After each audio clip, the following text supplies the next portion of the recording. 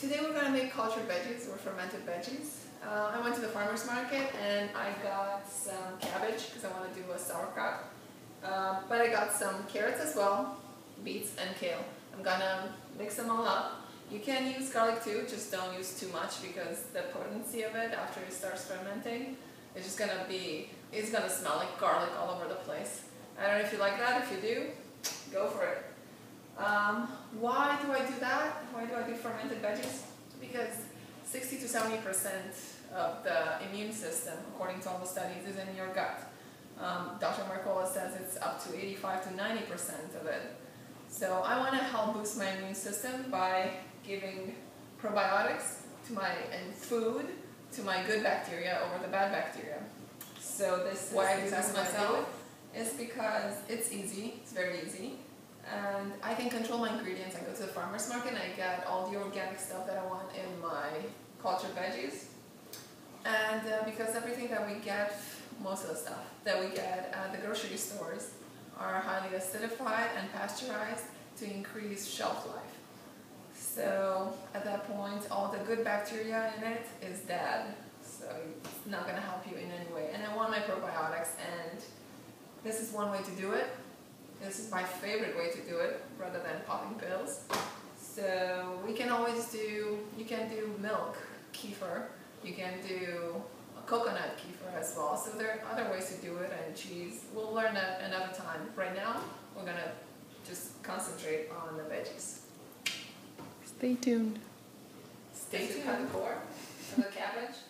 But at the beginning, before you start cutting, don't forget to just grab a couple of the leaves on top of the cabbage, like this, because we need to put on top of the fermented veggies in the jar, and I'll show you what I'm talking about. So I got a bunch because I have a lot of jars. So I'll get back to you when everything else is chopped in my food processor. Okay, so now I have all my veggies chopped. If you like them chopped, I just put them through the food processor. I'm going to make a brine, just to put on top.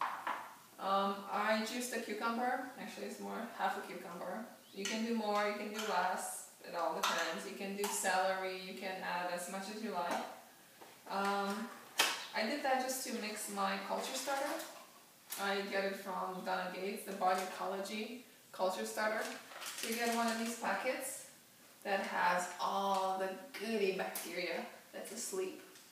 So we get them in the brine, we wake them up, ta-da, because we give them food, so they wake up for that. So I put them in here, and I'm just gonna drop some here.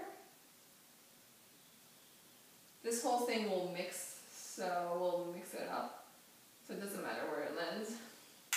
And then I'm gonna put some salt. I like to eyeball it a little bit here.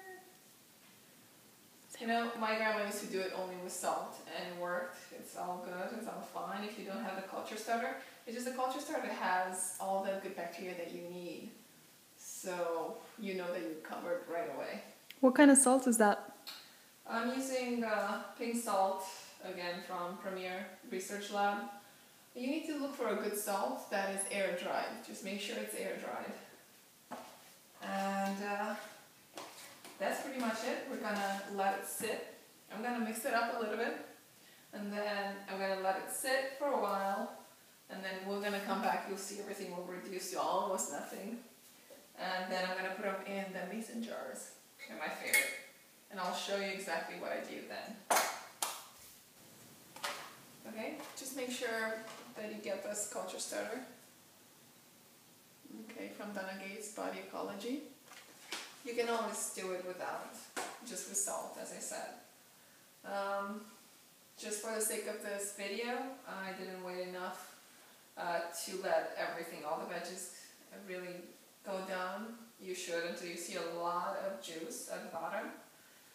I'm going to leave the rest of them until they're ready, fully ready, but I'm just going to show you exactly what I do. So I get those veggies and I just stuff them in a jar. Use your hands, don't be squeamish. okay? So you stuff them in there and you press really hard, okay? They need to be airtight. So just press on them. The water will start popping up at the top. It's actually their own juice, it's not water. And that's good. You want enough for everything in here to breathe, because once it starts fermenting, there's going to be a lot of carbon dioxide produced by the bacteria that's working in there. So you want, and there are going to be a lot of bubbles, so you want this space for them. Okay, so you leave all that water on top. It's good. You're gonna just take one of the, let's see, I'm just gonna take half. That's more than enough. Just doesn't need to be pretty. It's like this. Put it on top. Okay. And just put the jar. That's it. There you go. Benefits. You have it. Pretty. So the cultured veggies are very good for weight loss, detox, very good for detox, digestion. If you want to improve your digestion, they're amazing.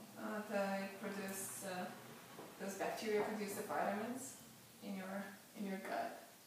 B vitamins, which everybody wants, even vitamin B12. And you got even omega-3s, isn't that interesting? Digestive enzymes, a lot of stuff, and it definitely takes care of a lot of the mental issues, mental health. So I would definitely go with it. And you put this away.